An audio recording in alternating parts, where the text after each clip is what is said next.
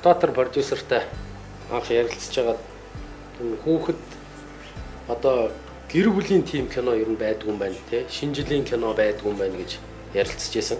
Тэгээ энэ санааг маань продюсер Батбаатар ажил хэрэг болгоод ийм кино хийж байна. Яа.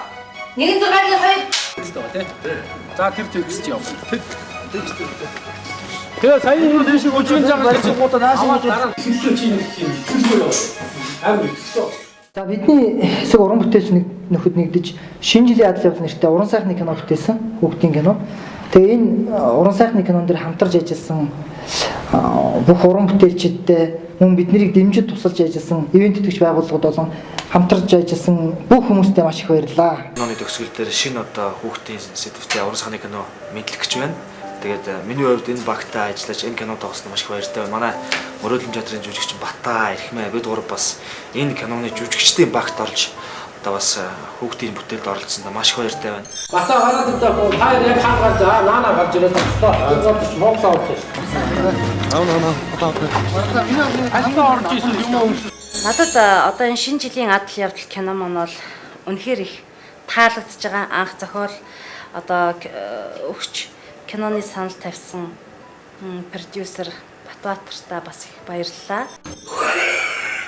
Яаж вэ? Биш мянга дахин илүү боллоо. Өөрөө юм шинэ жилийн кино учраас маш хөнгөлөг тэгээд маш сонин шийдлүүд оруулж бас кино зураг авах гэж хичээсэн байгаа. Тэгээд дээр нь одоо хосол зургийн аргуудаар бол маш их ашиглаж зураг авсан.